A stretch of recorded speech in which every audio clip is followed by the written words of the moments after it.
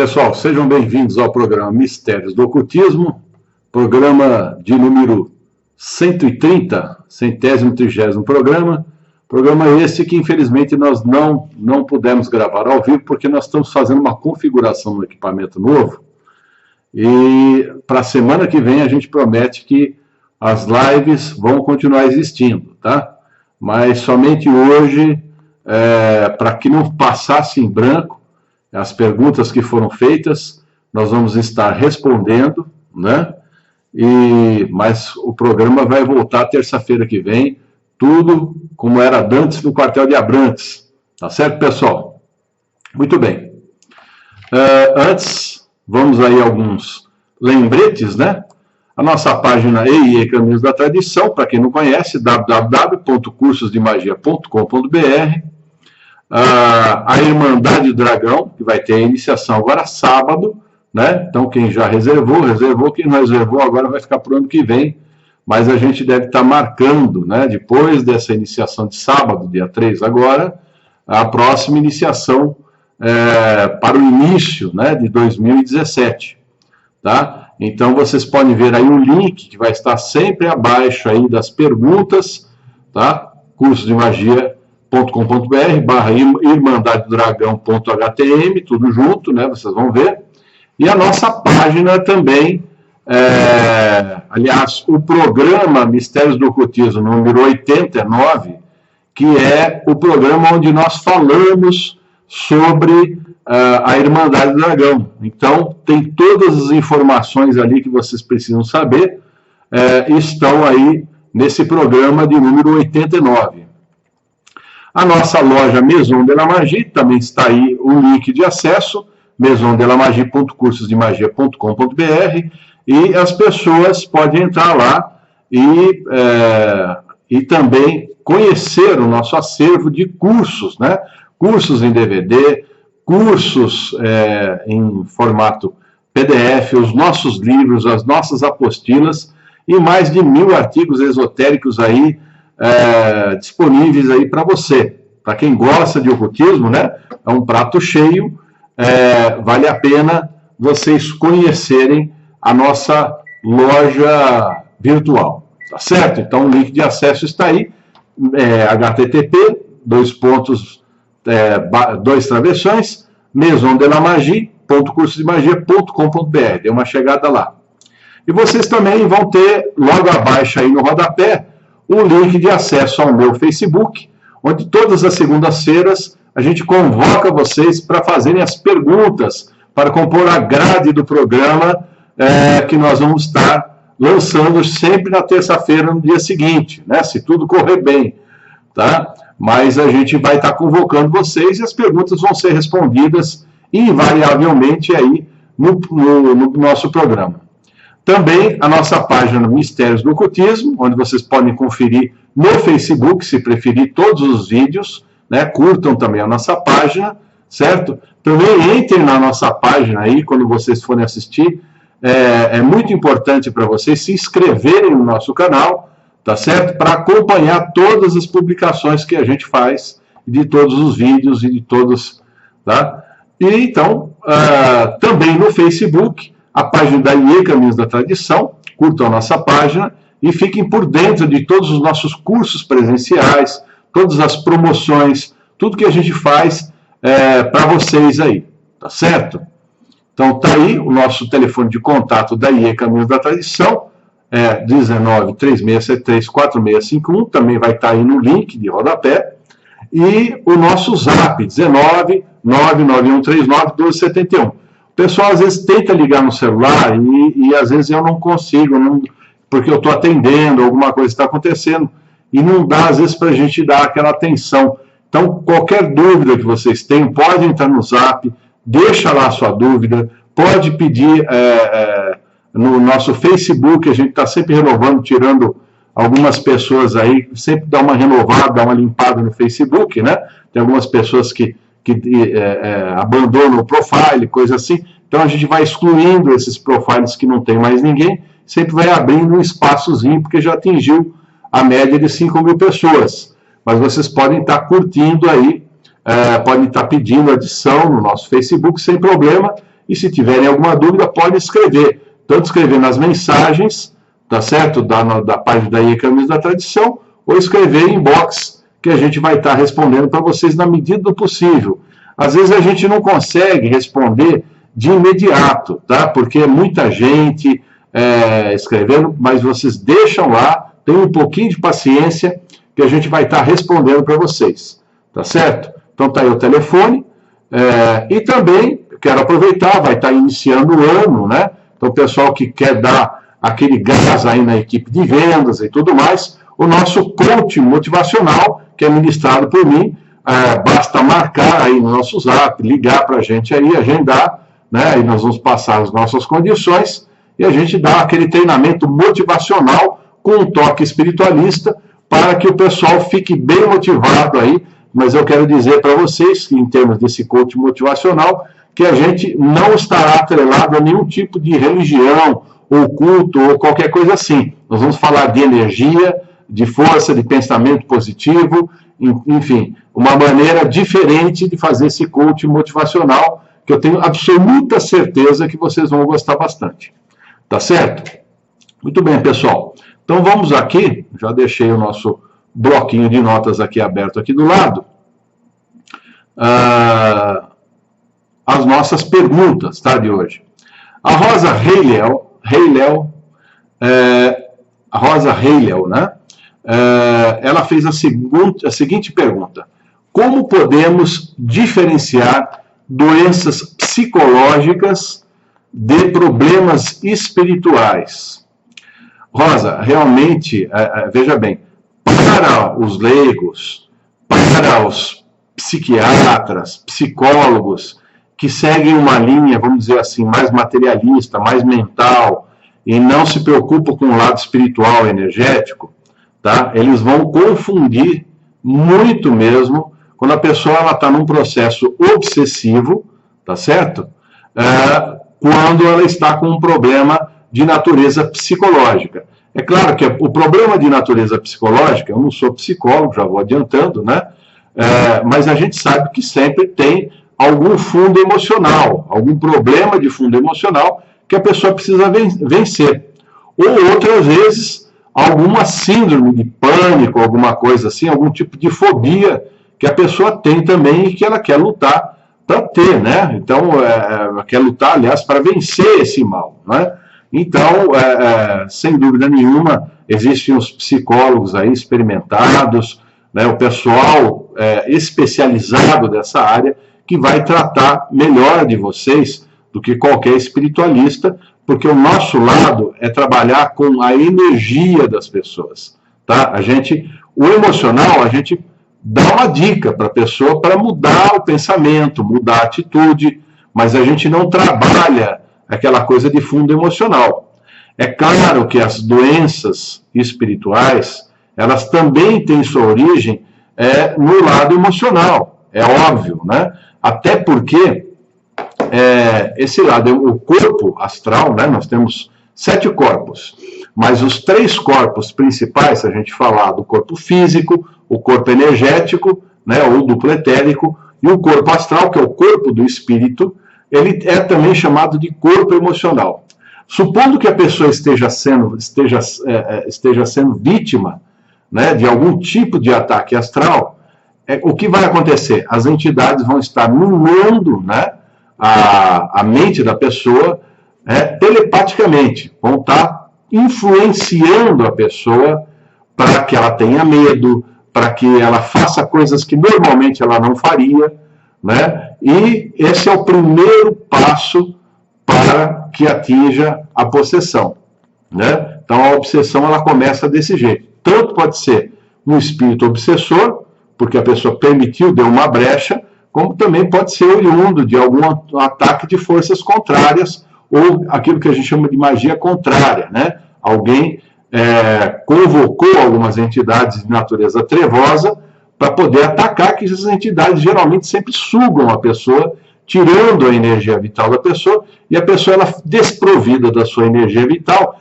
ela começa a fraquejar, ela começa a ficar doente emocionalmente, ela começa a ter medo de tudo, ela enxerga sombras, ela tem pesadelo à noite, né? Então tem vários sintomas que a gente já falou em muitos programas, né?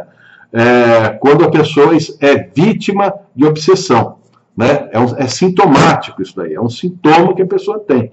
Então, o que a pessoa precisa fazer nesse caso é uma análise, uma consulta, de repente, com alguém que possa ler um tarô, alguma coisa assim, e possa ver se realmente a pessoa está com algum tipo de problema, tá certo?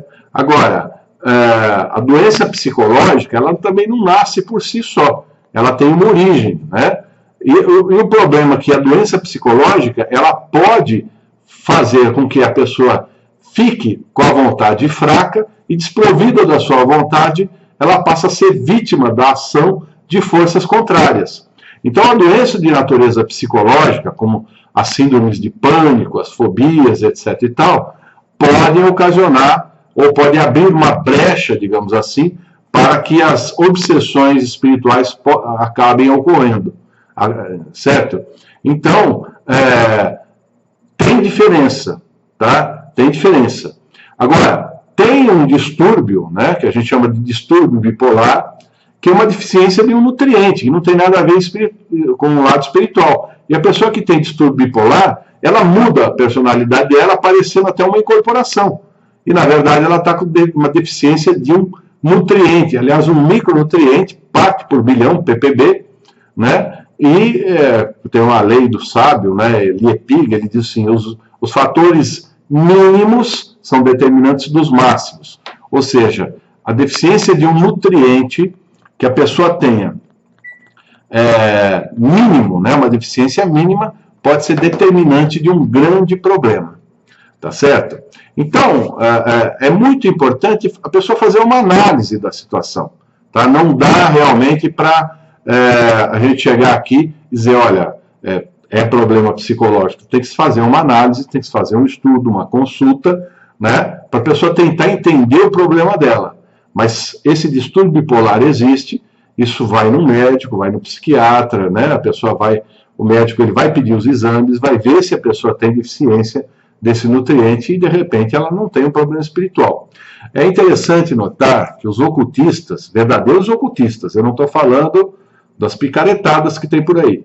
Os verdadeiros ocultistas, a primeira coisa que ele vai falar é que a pessoa vá no médico, faça exames, para ela ver se ela tem algum tipo de problema de natureza espiritual, tá? A primeira coisa que qualquer ocultista vai fazer. Primeiro, vai no médico e vê se tem algum problema. Porque se tiver um problema, ela tem que fazer tratamento. Agora, o problema espiritual pode gerar algum tipo de doença também. Existe esse detalhe, né? Então, se gera algum tipo de doença, a pessoa pode fazer um tratamento paralelo, energeticamente falando, uma terapia holística, alguma coisa assim, para reequilibrar o seu lado energético.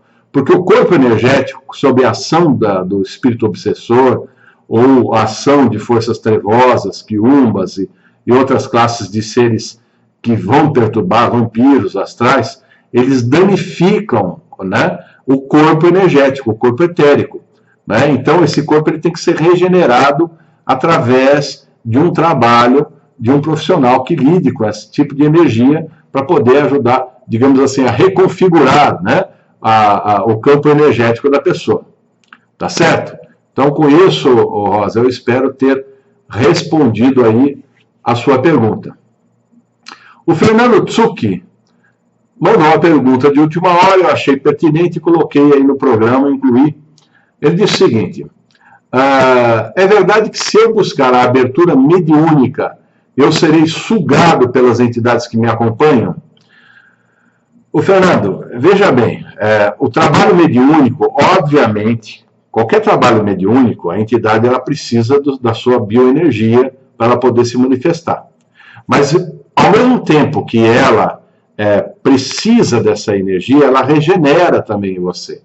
Então, se você está, de repente, são larvas astrais, são espíritos zombeteiros, são espíritos de natureza trevosa, que estão se fazendo passar por uma entidade espiritual, que isso acontece muitas vezes, neste caso, pode ocorrer, tá, realmente, da entidade que está sugando. Agora, um espírito que é o seu protetor, um espírito familiar, e que está desenvolvendo com você um processo mediúnico através da incorporação, ele não vai danificar você. Você pode sentir um certo cansaço, mas não é para que você se sinta sugado, né? Não é bem assim. Agora, dar passes energéticos constantemente, né? A gente já falou sobre isso em vários programas.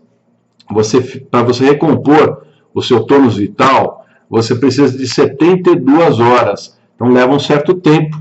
E essa bioenergia, essa energia vital, a gente utiliza para tudo na nossa vida. A vida tem um trinômio, né? Que é relacionamentos, a questão financeira, dinheiro, né? E a saúde. Qualquer um dos três em desequilíbrio afeta os outros dois. Se você não tiver energia vital composta para você trabalhar, você não vai ter bons resultados naquele dia, né? Porque a gente tem que empregar essa energia vital em tudo que nós fazemos, tá certo? Então começa a coisa por aí, tá certo? Então esse é o primeiro ponto, digamos assim, que a pessoa ela precisa levar em consideração quando ela ministra passes espirituais, esse tipo de coisa, tá certo? Muito bem. A outra pergunta também é do Fernando Tsu, que é a continuidade da pergunta dele. Ele disse o seguinte: e também, se eu buscar o conhecimento é perigoso, porque essas entidades que me acompanham podem tomar a frente e viverem por mim.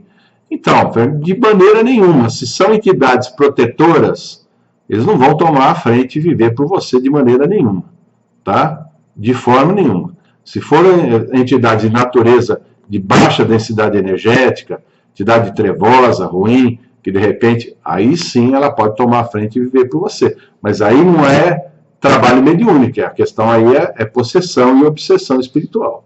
Tá certo? Muito bem. O César Luciano fez a seguinte pergunta: boa tarde, eu gostaria de saber o que ocorre quando uma egrégora é esquecida ou perde um número considerável de seguidores, e como elas adquirem o conhecimento após a sua criação. Veja bem, eu já expliquei, César, em muitos programas também sobre egrégora, tá?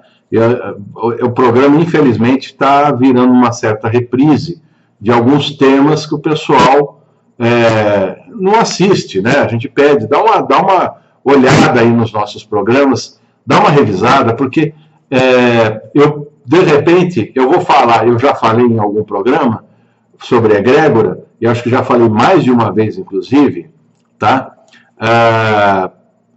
Sobre egrégora, e eu acho que vale a pena reprisar. Eu quero dizer, eu já falei muito melhor, às vezes falei muito mais profundamente do que eu vou falar hoje. O que acontece?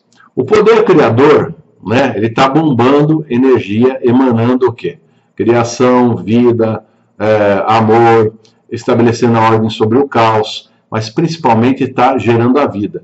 Tudo que existe, a Terra foi se transformando até que ela pudesse abrigar a vida, tá certo? E tudo tem um início e um fim, né? Até os planetas têm um início e um fim, as estrelas têm um início, têm um fim também, tá certo? Então tudo começa dessa maneira, certo?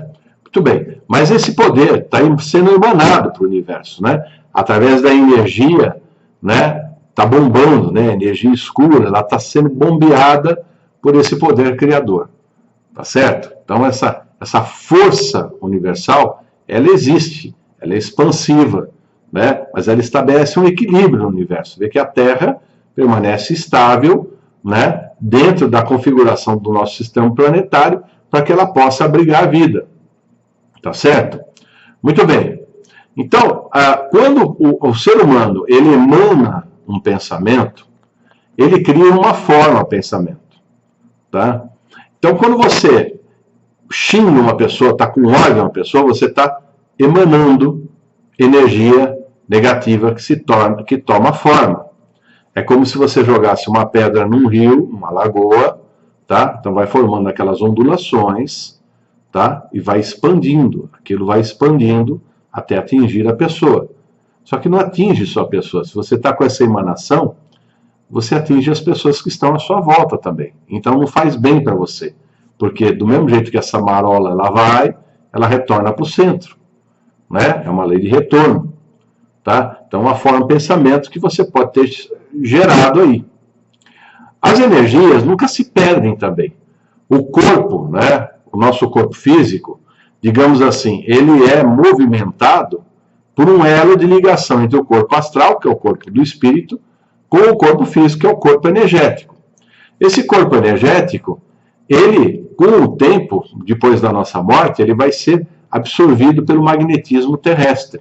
Mas ele fica por um espaço de tempo, e quando as pessoas começam a fazer um culto, né, digamos assim, um culto ao falecido e coisa e tal, de repente ela pode estar alimentando esse corpo energético com a energia vital dela, porque está emanando energia, e aquilo se torna uma larva astral, porque vai se alimentar.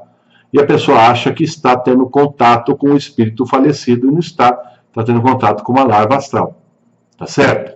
Muito bem. Então, a gente está percebendo que nada se perde, e as energias, elas se mantêm. A questão da devoção religiosa tem uma força muito grande, porque a pessoa emana, né, aquela devoção forte por algum tipo de entidade, por algum santo, por alguma...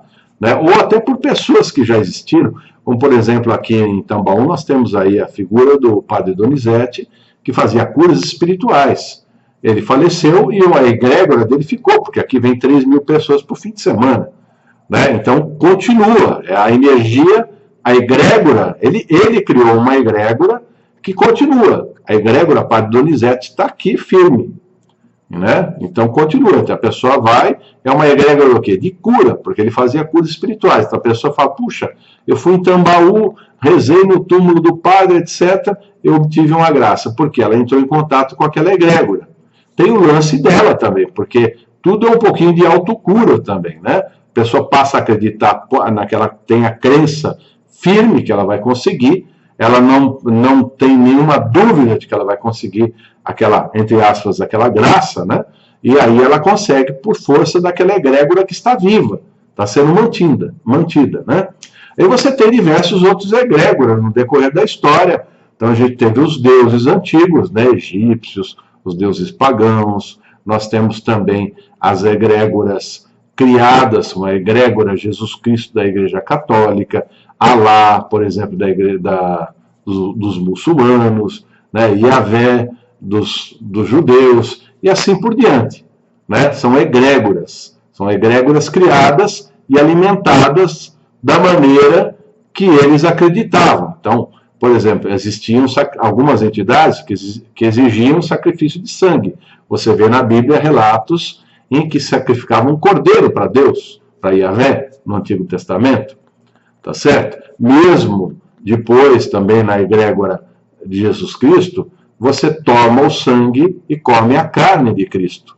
Né? Na comunhão com ele, através da hóstia e do vinho, você faz uma representação simbólica que estará comendo a carne e tomando o sangue, para que haja aquela comunhão.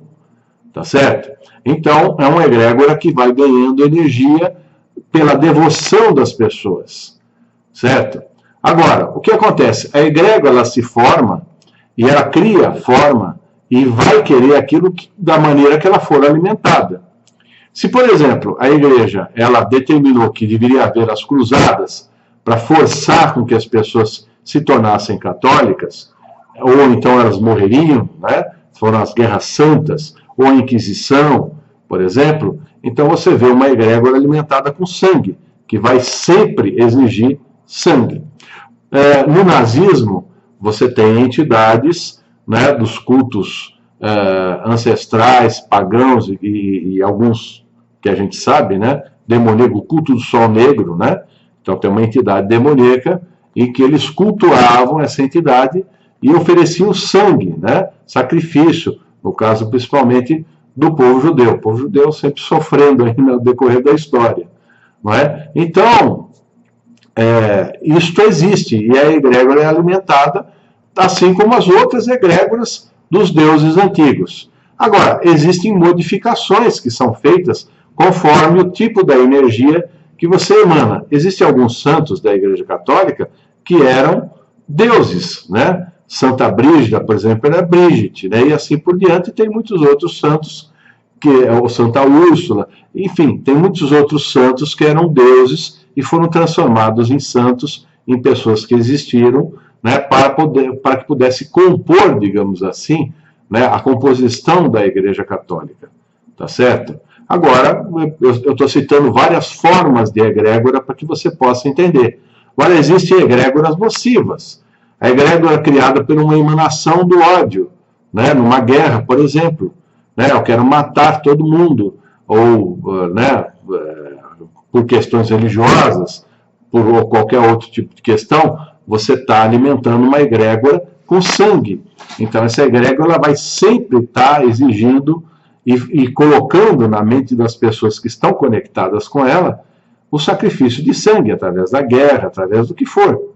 Tá certo? Então, a egrégora ela vai sobreviver, vai existir, conforme ela é alimentada. Muitos deuses antigos, do paganismo antigo, eram deuses da natureza. Era o deus da fertilidade, era o deus, da colheita, para a saúde, deus do amor, e assim por diante. Era uma composição de deuses exatamente para poder atuar na vida das pessoas naquelas premissas mais básicas. E houve, claro que sempre há uma mudança. Você tem alguns deuses que têm nomes diferentes, mas que é o mesmo tipo de divindade, como, por exemplo, no panteão greco-romano. Né? Agora, se a gente pegar Deus da guerra, né, nós temos no Egito Horus, nós temos na Umbanda, né, no Candomblé, etc., nós temos Ogum, Deus da guerra, etc. Nós temos Marte, né, na cultura romana. Nós temos Ares, né, na cultura grega. Então, o panteão greco-romano. De repente, são entidades que têm o mesmo tipo de energia. Agora, os deuses, esses tipos de divindade, têm uma face negra, porque se ele for cultuado de uma maneira nociva, entendeu? Você vai estar alimentando eles e as pessoas vão estar alimentando de forma errada.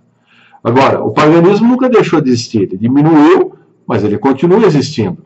E as entidades são antigas e são poderosas. Agora, você não pode confundir também a egrégora com seres cósmicos. Existem entidades que são seres cósmicos e que ajudam e que estão presentes no planeta por questões de equilíbrio, de regência planetária, porque nada é desorganizado. No astral, tudo é organizado. Tá? Tem uma regência para o nosso sistema planetário, tem uma regência para a nossa galáxia, tem regência para o nosso país, por exemplo. Para cada país tem uma regência espiritual, tem uma força espiritual, né? Tudo isso existe. Tudo isso existe. Então, a egrégora, digamos assim, é muito elástica a maneira que você pode. E ainda tem as transições também de algumas entidades que eram cultuadas como deuses antigos e que foram transformados por povos vencedores, né? Destruiu os vencidos, o que eram os deuses antigos, viram demônios dos vencedores. Por quê? Porque a pessoa não quer mais, ela quer impor a religião dela. Então transforma aquelas entidades em entidades demoníacas, entidades que não devem ser cultuadas. Certo? Então tudo isso existe. A egrégora é um campo muito elástico, né? Então eu espero que com isso você possa assistir também aos programas anteriores, para que você possa entender como que é o mecanismo da egrégora. Tá certo? Muito bem. O Igor Souza, ele fez a seguinte pergunta. Tenho uma dúvida. No curso de Goécia, você comenta que o daimon reflete aquilo que o operante está sentindo. E que se a energia do operante estiver positiva, o daimon refletirá a mesma coisa. Minha dúvida, o daimon só filtra a energia negativa do planeta? Não, o daimon, ele tem uma finalidade espiritual, tá? É isso que eu sempre explico. Mas, na verdade, ele pode sugar a energia vital de uma pessoa. Pode transformar a pessoa, deixar a pessoa doente. principalmente um desavisado que tenta fazer algum tipo de trabalho de natureza evocatória e não tem conhecimento, ele pode ser dominado por uma entidade demoníaca, sem dúvida nenhuma. Isso, né, na pior das hipóteses, mas existem outras hipóteses também de não vir nada da entidade, porque a pessoa não tem força espiritual nenhuma, não tem nenhum treinamento, mas abre o portal e vem os vampiros astrais para detonar a pessoa, tá certo?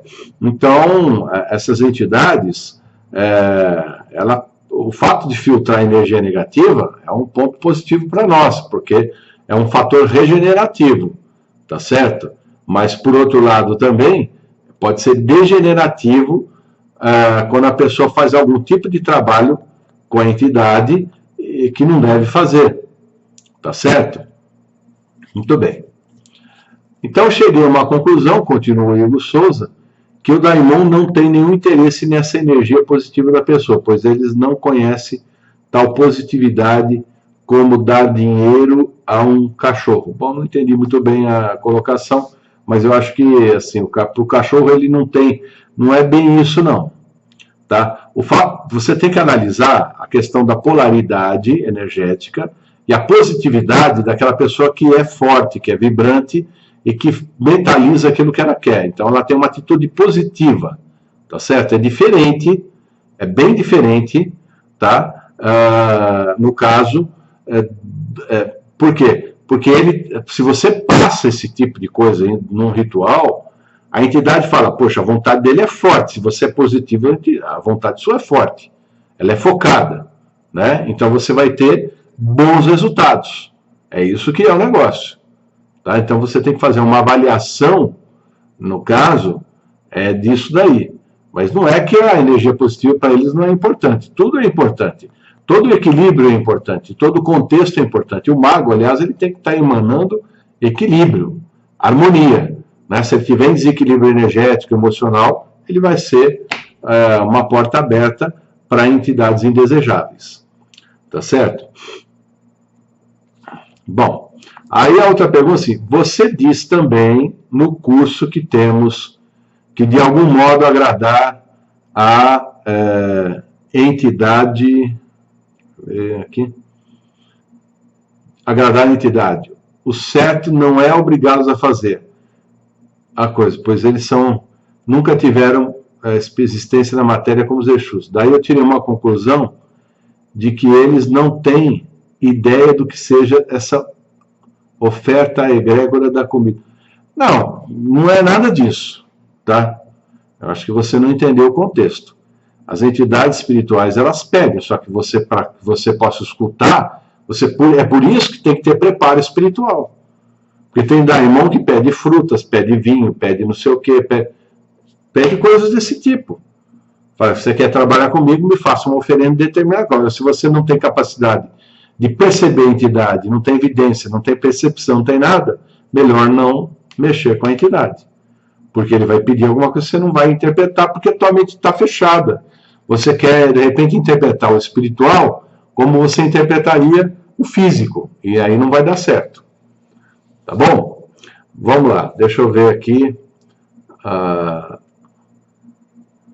A terceira dúvida do Igor Souza, como descobrir a essência do irmão para evocá-lo? Aí é que está, meu caro. Aí é que está, você só com o tempo. Tempo, trabalho, dedicação. Não é coisa para se mexer do dia para a noite. Tem que estudar. Pegar os cursos da IE. Pessoal, não tentem encurtar o caminho. O pessoal virou um modismo. A Goécia é um modismo. Culpa da IE, né? Porque ninguém falava de Goécia antes, né? Mas é um modismo que pegou de tal maneira mas não tentem colocar a carroça à frente dos bois. Vão com calma, né? É o conselho que eu dou para vocês. Vocês não têm nenhum preparo, de repente, e estão aí querendo... né? Não é bem assim. A coisa tem que ter calma. Vamos estudar, vamos fazer exercício espiritual, vamos crescer, vamos se iniciar, e com calma você vai chegar lá onde você quer. Tá certo? Dúvida. A invocação, olha, um erro também que você cometeu. Invocação é para dentro. Você invoca os deuses, as divindades, é uma invocação, é para dentro. Evocação é externa. Já expliquei isso muitas vezes. Tá? Então, a evocação da irmã pode ocorrer de alguma maneira? De alguma maneira? Bom, eu não entendi. Você quer dizer de alguma outra maneira? Seria isso? Não. Se você for trabalhar com essas entidades, faça a magia cerimonial correta, tá? Conforme os modos que a IE orienta vocês. Certo? Muito bem. Vamos lá. Tá a pergunta agora da Gabriele Lori. Como as drogas afetam as pessoas na questão espiritual? Quais seriam as mais nocivas nesse sentido? E qual a relação com os daimons da Goécia? Gabriele, o que eu vou dizer para você é o seguinte. Um mago, ele não pode estar com a mente no turbilhão astral. Então, se ele resolveu ficar alto, bebeu, né, usou algum tipo de droga, maconha, sei lá, qualquer coisa assim, eu não aconselho fazer trabalhos mágicos. O mago precisa estar em equilíbrio emocional, psicológico, energético, mental, vontade focada. Não é para estar voando pensamento. Não é bem assim. Tá? Eu aconselho que a pessoa esteja focada. Tá? Porque senão pode dar com o tiro sair pela culatra aí. Né? Certo? Quais seriam as mais nocivas? As mais nocivas pode ser até álcool. Se você bebe, se embriaga e vai fazer invocação mágica, você acha que vai dar certo? Você está embriagado, está alto, não vai dar certo, né? Qualquer um que alterar o seu estado de consciência, né, vai tornar você fraco mentalmente, sua vontade não vai ser forte. E a gente sempre fala que a magia funciona com a vontade focada e direcionada. Né? Se a droga, a bebida, etc., ela desequilibra, né, o seu emocional, desequilibra o seu lado energético também. Certo? Tem o que pessoas, tem gente que bebe e chora, tem gente que bebe e fica chato, outra fica rindo, outra... A pessoa ela fica tudo menos o que ela tem que ficar, que é focado no que ela está fazendo. Né? Aí ela está de fogo e não sei o quê, ou está alta, né? Fumou maconha, bebeu, fez tudo que né? Fez de tudo. Né? Agora, é diferente, veja bem, tem determinadas drogas, né, que induzem a pessoa a um estado alterado de consciência. Eu não faço uso disso, né, como o mariri, etc e tal, união do vegetal, todas essas... Eu não faço uso porque eu não preciso. Eu altero meu estado de consciência com exercícios espirituais, com foco, com direcionamento. Então eu faço alteração. Então dentro do trabalho mágico que eu realizo, eu consigo alterar esse estado mágico de consciência, atingir esse estado mágico de consciência com naturalidade, por conta dos exercícios espirituais que a gente já faz há muitos anos. Tá? Mas a pessoa às vezes faz um uso, né, para, de repente, quebrar, né, esse gelo com o lado energético e espiritual. Tá? Eu não condeno, só que eu não faço uso de nada disso daí. Tá bom? O Michael Douglas diz o seguinte, perguntou o seguinte, aliás. Gostaria de saber se o senhor já incorporou. Sim, senhor, já incorporei. E se isso é algo necessário para o iniciado nos estudos do ocultismo? Não, não é necessário. A incorporação pode ajudar em algo? O Marco, não é questão da incorporação, pode. Se você é um médium de incorporação, você vai incorporar. Não é que vai ajudar. Não é uma coisa que você estala o dedo, eu vou incorporar. Às vezes você não vai incorporar nada, você não é um médium de incorporação. Né? Então tem que ver isso aí. Se vai ajudar, não tem nada a ver, ser médium. Olha, uma coisa que eu falo sempre é o seguinte, hoje todo mundo virou mago, né? eu tenho o maior respeito, eu sou um bandista, mas não é porque eu sou um bandista que eu sou mago. Eu tenho o maior carinho e amor pelos orixás e pelas entidades da Umbanda. Eu tenho várias entidades que compõem a minha egrégora de proteção, tá? Da Umbanda. Então eu me considero um bandista, sem dúvida nenhuma.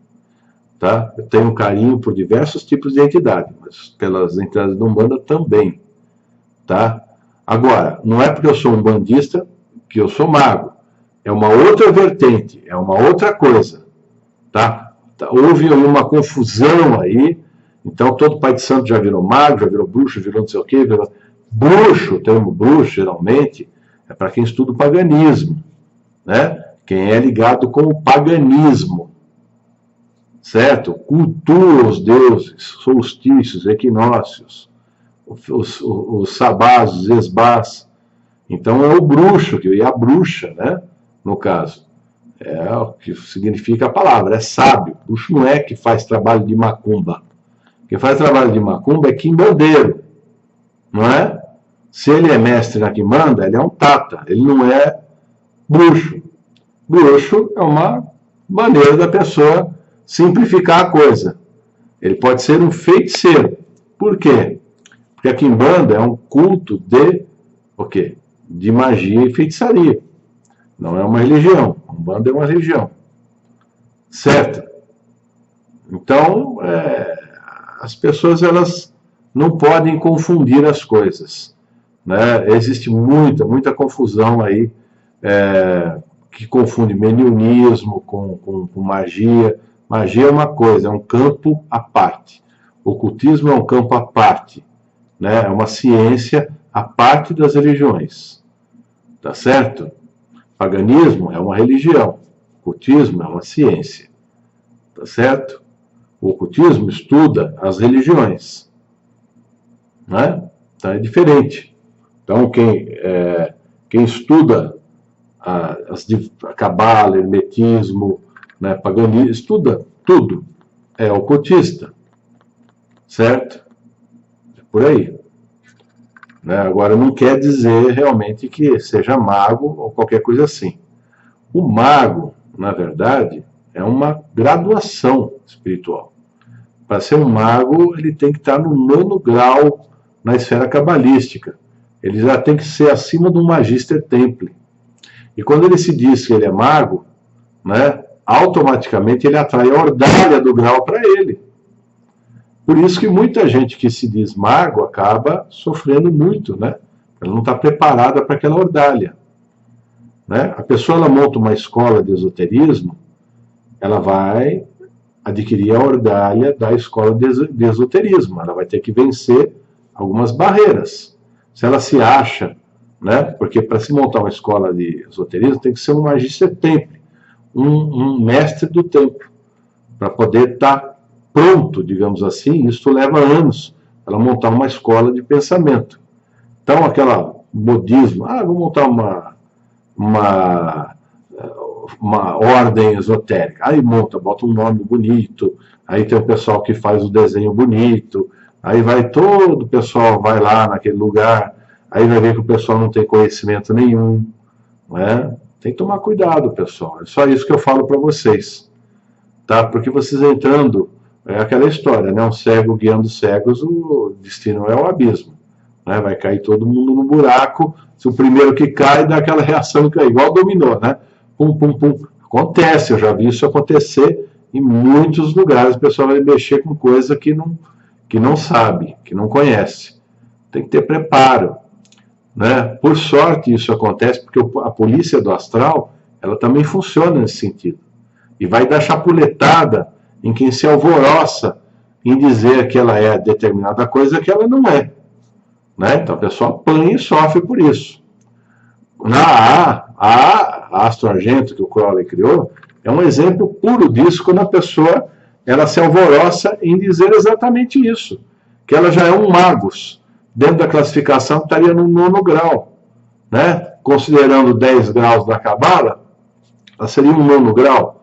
Quer dizer, ela dá um salto, né? E assume a ordália do grau. Então tem que tomar cuidado com isso. né? A pessoa se alvoroçar em dizer que é isso e aquilo, depois as coisas não dão certo na vida, e ela não entende por que ela está atraindo, né, muito mais do que ela pode aguentar. E aí ela pira. A pessoa pira mesmo, larga tudo, né, fica maluca. Tem que ir com calma, né? É isso que é.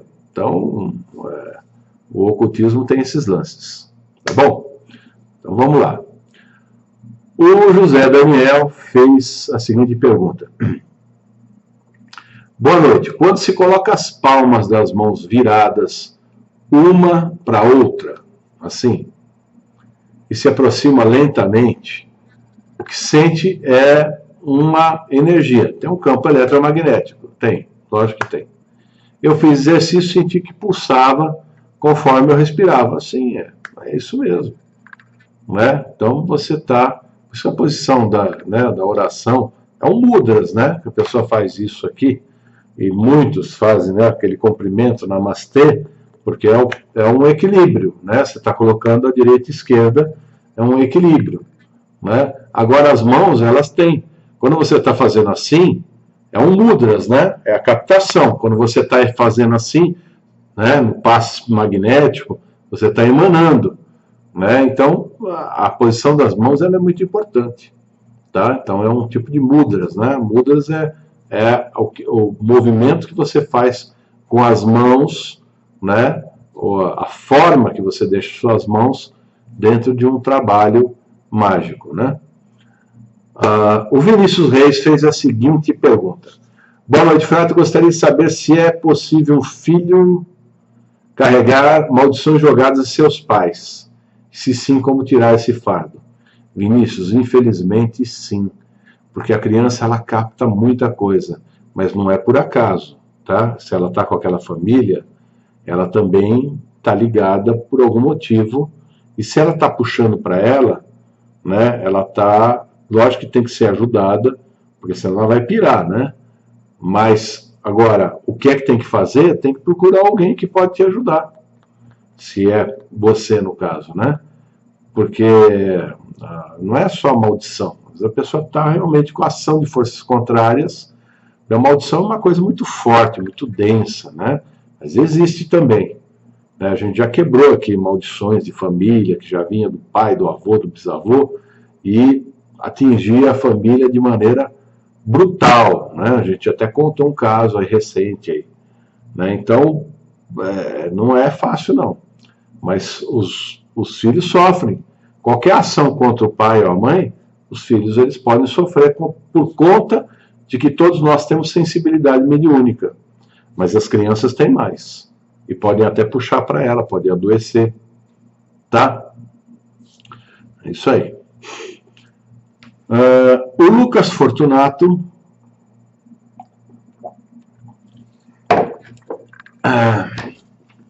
diz o seguinte. A questão pode ser resumida assim. Aliás, ele tinha feito uma pergunta muito comprida. Eu pedi para ele resumir, ele fez um resumo. Em que medida o ocultismo e a magia podem ser considerados uma forma mais prática de psicologia? Em decorrência disso, o mago, o mestre, pode ser considerado uma espécie de psicólogo ou terapeuta dos iniciados. Então,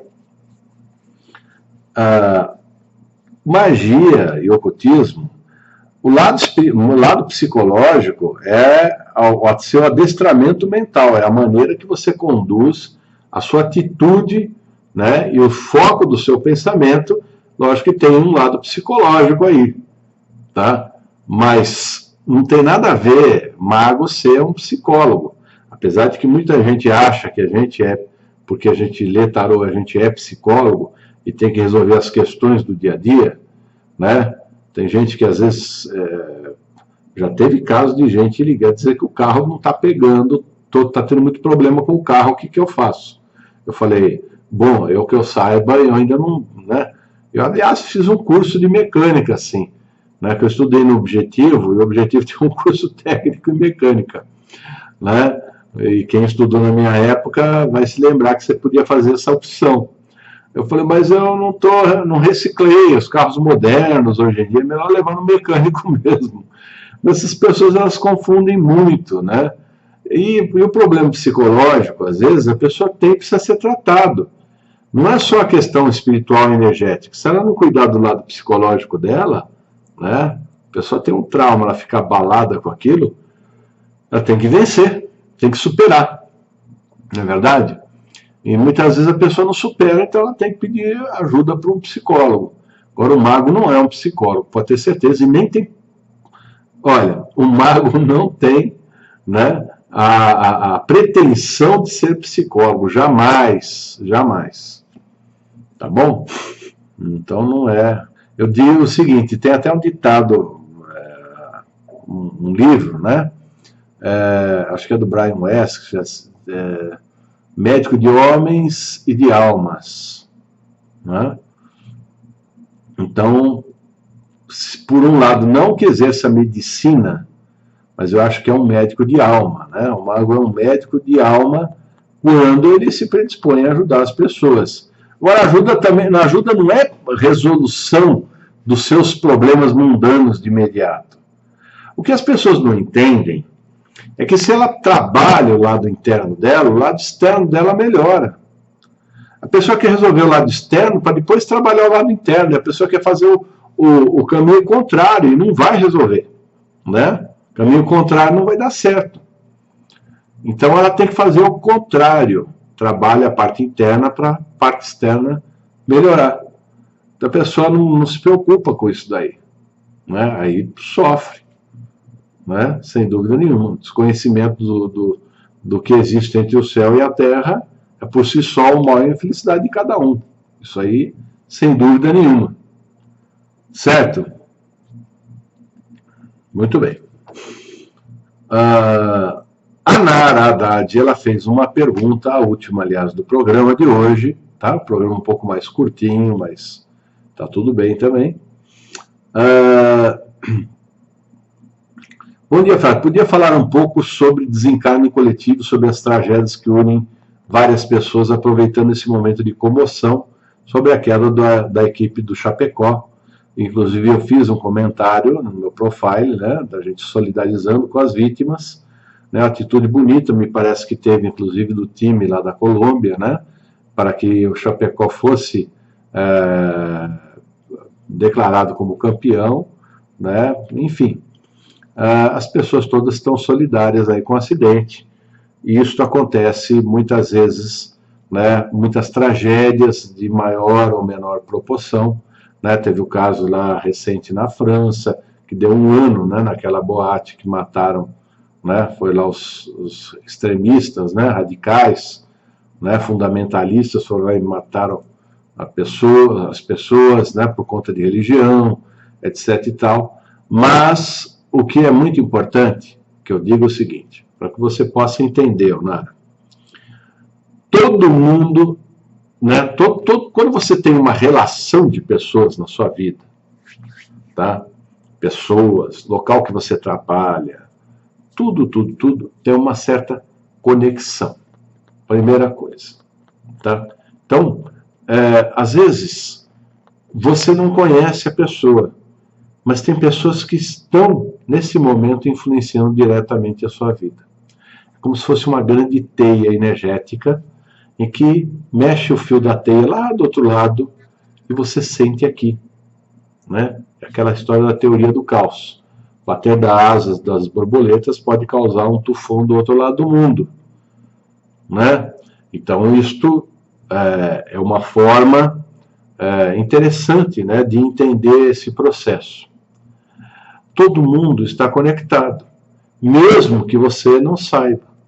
Naquele avião, por um acaso, todos que estavam lá, apesar de que, digamos, jornalistas conheciam os jogadores, etc. e tal, né, e todos aqueles que morreram, estavam presos por uma situação determinante, né, e que poderia ter sido mudada, mas por um motivo qualquer, que nós desconhecemos, né, vai saber se este grupo, vamos só supondo uma coisa, Supondo que esse grupo foi um batalhão aí do exército de algum local, e cometeu algum tipo de situação e que gerou este karma coletivo para eles. E que eles tinham que estar agrupados de alguma maneira, e as energias foram moldando para que chegasse nesse momento derradeiro. Tá certo? Eu sei que é triste falar isso, tá? Puxa, mas é uma maneira de você falar que é até grosseiro, né? O coitado do jogador agora, o que ele tem a ver o que aconteceu lá em vida passada? Tudo a ver, infelizmente. Porque tudo que você faz fica registrado numa caixa, né? Que é o quinto elemento de espírito. Então, todos os seus atos, todas as atitudes não se perdem. Tudo isso aí está sendo jogado, está te polarizando para alguma coisa lá para o futuro. Por isso que eu digo, atitudes positivas e elevadas em relação às pessoas e à vida te trazem benefícios. Atitudes de baixa densidade energética, nocivas, atitudes negativas, vão automaticamente, né, fazer um campo de atração para coisas indesejáveis na sua vida. Tá certo? Agora, o karma coletivo, ele existe. Então, mas você pode chegar e falar assim, mas assim também, quer dizer que eles não teriam a chance de mudar, né? Então, é difícil.